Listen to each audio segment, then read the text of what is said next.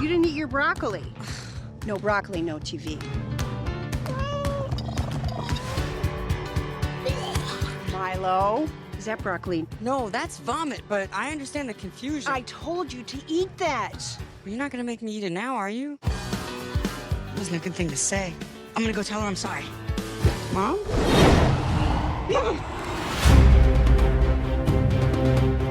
Let her go! Wait! Let me go! I'm in a spaceship! This is so cool!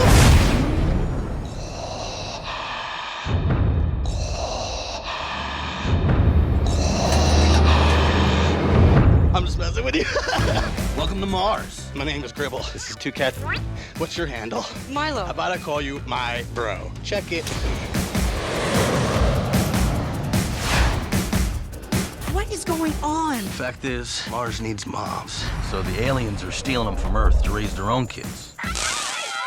Who knew mothering was so hard? You're gonna have so much fun here. You and me, bro. Play video games all day. Oh, disgusting. I'm just trying to find my mom. She's the one that feeds me. She vacuums the house. Oh, come on. Are you sure this is gonna work? That disguise totally rocks, trust me. Don't worry, buddy, I got you. I pushed the wrong one. Oh my gosh!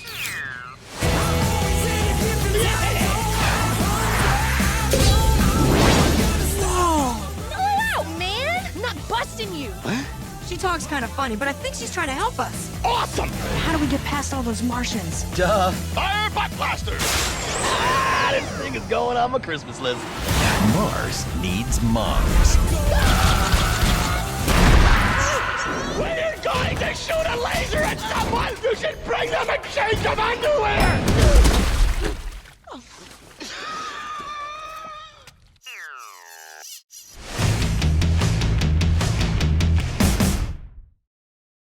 Hello and welcome. You are listening to the final podcast about Mars Needs Moms.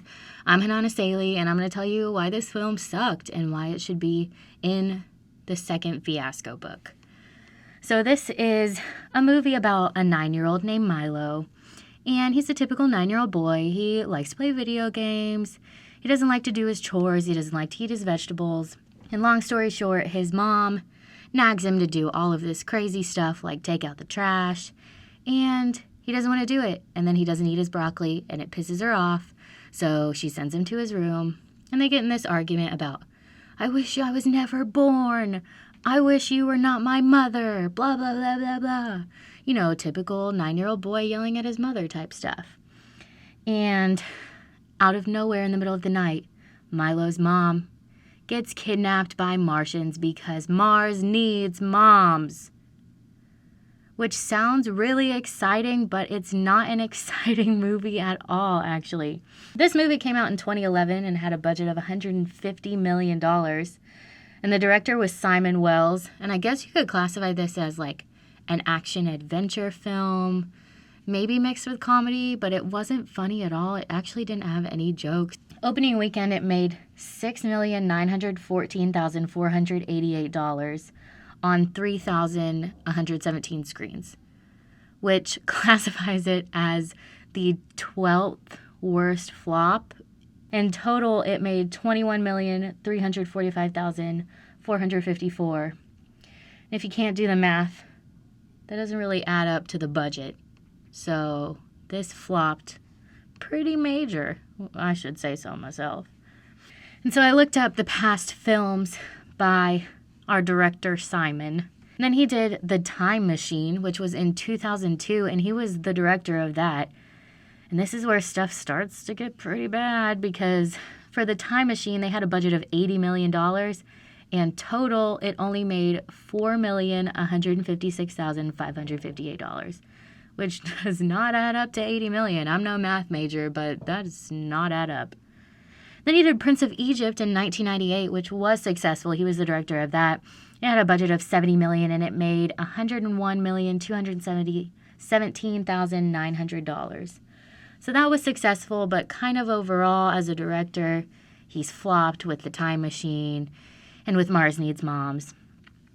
And so I was looking at maybe why they would try to release this and why it would be interesting to audiences. And in 2011, it was kind of the height of the space fad, which was happening and is still happening today with like Interstellar and Gravity and other different space movies. But it was when people were talking about life on Mars and there was a possibility of water on Mars.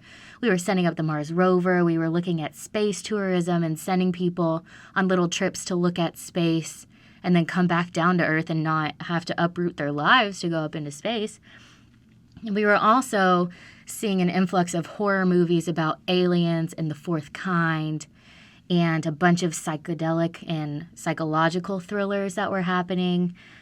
But this film had a good plot and it had good graphics and it was kind of average overall. I mean, I would maybe give it a C+, but we're looking at what made it a flop and why it needs to go in this book. So I think there's a lot of things why I think this was a flop. There was bad acting in it, which Joan Cusack, like Seth Green, you would think this would be Comedy Central right here, but it was not. So there was bad acting. There were no jokes. March release, which sometimes can add to the floppiness of the flop. And it also was released at the same time that Battle Los Angeles and Rango were released, which were huge successes in the film industry. People were taking their kids to see Rango the weekend before, and the dads wanted to see Battle Los Angeles. So they didn't really want to go see Mars Needs Moms. So I think this should be in the new book because it's a lesson for motion picture animators. And it's also an example of a Disney flop, which kind of never happens.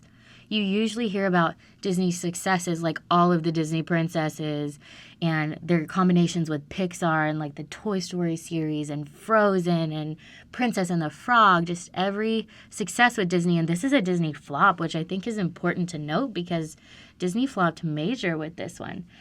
There's no good jokes. There was no hilarity in this. They tried to be funny, but it wasn't memorable. Like, I don't even remember it. I didn't laugh, I think, once. I think I laughed at how bad it was, and that was about it. And it shows that even the most successful can flop. Back to Disney. So that's about all I have for you. But if you have any questions, like, feel free to tap me on the shoulder in class because we're listening to this right now. But I hope you enjoyed it, and thanks so much.